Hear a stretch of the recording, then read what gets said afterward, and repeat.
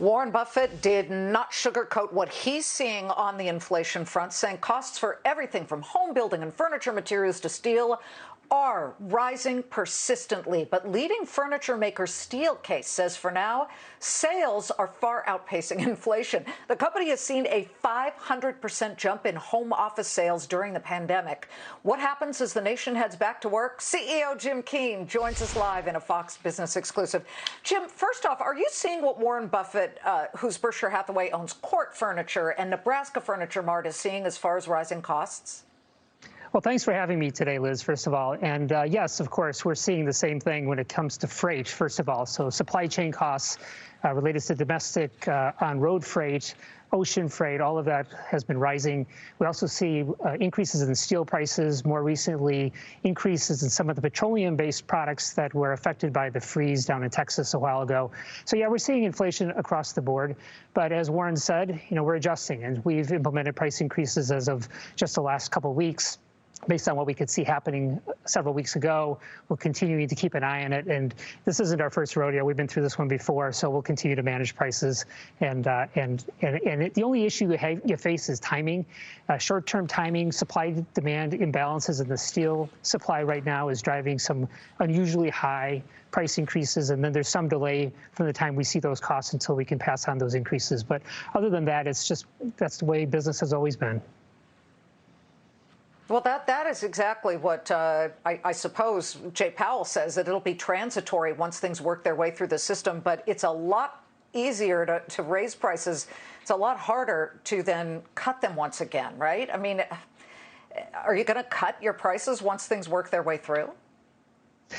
Well, in the past, we've seen sometimes an occasional spike in a commodity price, and we've done just that. We've done temporary surcharges that then reverse when the prices come down. I don't think this one's going to be quite like this. I think it's going to be more of a typical increase. And frankly, if I had a choice between managing through COVID and managing through this, I'll pick inflation because we've been through that one before. Okay. Yeah, because we've seen lumber and steel jumping about 20% in recent months. Let's talk about the return to work. You guys have done a bang-up business, up 500% since the start of the pandemic, as people moved very quickly to fill their home offices with furniture and stuff that they would need that you sell. How do you make the transition back to in-office furniture? Well, we've been selling in-office furniture through the whole crisis. We have healthcare customers, education customers, lots of small businesses that weren't as affected, essential businesses and essential industries. And so that remained an important part of our business all the way through. We saw about a 35 to 40% drop in our volume overall because people weren't in general working in offices, but a lot of clients were. So what we did during the last year is stay invested in product development. We've continued to launch new products that are focused on productivity, focused on flexibility, and the kinds of ways we think people are going to work differently as they come back to the office after COVID.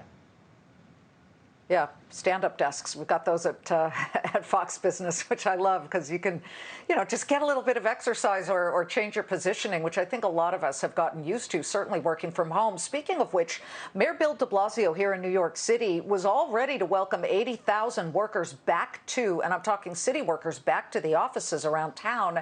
But some New York workers are digging in their heels. They don't want to go back. Meantime, they were the same ones probably complaining when they first had to stay home during all of this.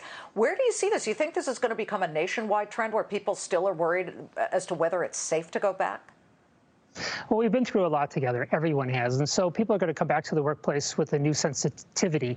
We've interviewed 32,000 people through surveys or interviews over the last year, and their number one priority is safety. They want to make sure they're coming back to offices, they're safe. We've been helping clients work on their offices to make sure that it's safe as they return, and we think that can be done safely. Then people are worried about productivity. Some things work better at home. Some people found that they were able to concentrate better, work more in an uninterrupted way.